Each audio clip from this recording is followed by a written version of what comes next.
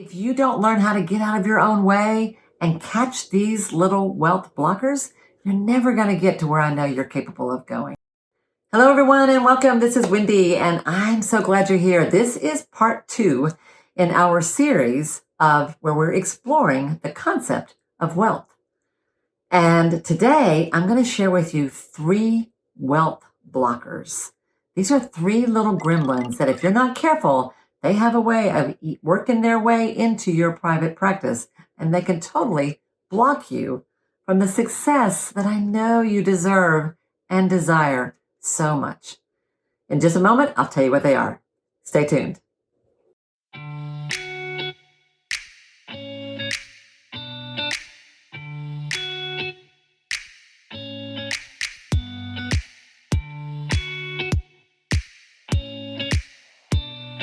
Hello, everyone, and welcome. This is Wendy Pitts-Reeves. Let's just dive right into this, shall we? Let's talk about these little gremlins. The first one, I'm going to call this little guy the savior.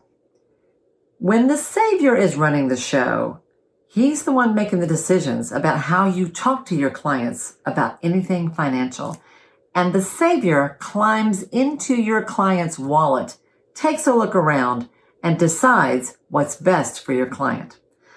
When you're ready to raise your rates, or you want to cut an insurance contract and switch to self-pay, or if you've got a package that you want to provide that's going to cost a little bit more than you're used to charging, if you want to set a clear boundary around missed payments, anytime you do those things and you find yourself thinking, is this being hard? Am I going to cause a hardship for my client? Am I being a meanie here? Is this betray my value as a healer? That's the gremlin, the savior gremlin who's doing the talking, not you. And you need to get him out of the way. Treat your clients as the competent, capable adults that they are. They know what their finances are. They know when to invest in their own well-being and their own awesome results through you. Let them make that decision, not you. Okay? The second gremlin that I want you to watch out for, I'm going to call this one the judge. You know the judge. He or she is the one that decides that we, as healers, aren't really supposed to make a lot of money. And in fact, when one of our colleagues or peers is doing well, and we look at them with disdain or a critical eye, that's the judge talking, not you, because I know you. You wouldn't judge people like that, right? You are loving and kind. But let's say you have a colleague who charges, I don't know, a couple $100 an hour, and you're still at 110. How do you look at that colleague? Do you say, gosh, that's awesome. I can't wait till I can do that. Do her clients actually pay that? And it's okay? How does she do that? If that's how you look at it, that's great, because then you are looking at your colleague as an inspiration, as someone that you can model after, as a goal you want to reach. I love that. But if you look at your colleague like this, who does she think she is? That's not what you're supposed to do in our line of work. That's not what we're all here for. We're not here to make money. That's the judge talking. And that little gremlin is going to stop you from being financially sound, because you're going to sabotage yourself. If you judge other people who are doing well, how in the world are you going to allow yourself to be someone who's doing well? See how this works? So watch that little gremlin, and when the judge is running the show, ask him to step aside, because you're the one in charge here, and you don't judge like that. In fact, you celebrate your peers' and colleagues' success. And then the third little gremlin that you got to watch out for, this one, I'm calling this one the enforcer.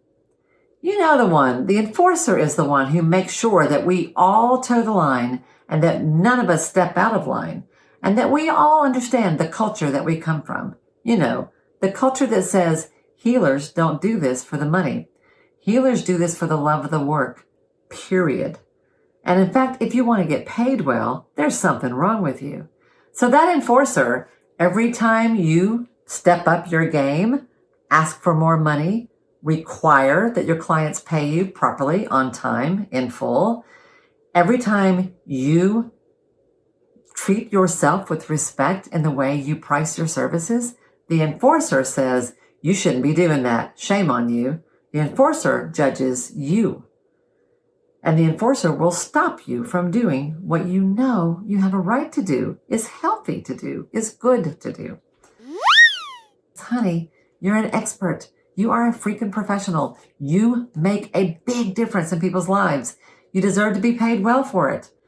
Don't let the savior or the enforcer or the judge stop you from that. So if you like this, if this conversation makes you think a little bit, I would love for you to like the video, give it a thumbs up, share it with a friend, subscribe to my channel here in the Ideal Practice community, because this is what we're all about here. I want to celebrate your success too. And here's what I want you to do. Talk to me in the comments below. Which one of these little guys kind of gets a grip on you sometime? Can you relate? Do you have a relationship with one of them? Can we help you kick one of them to the curb? Tell me in the comments below. And let's shift things. Let's clean this up. Let's open the door for more abundance, more wealth, more freedom, more joy to come your way. Because you deserve it, honey. You deserve it.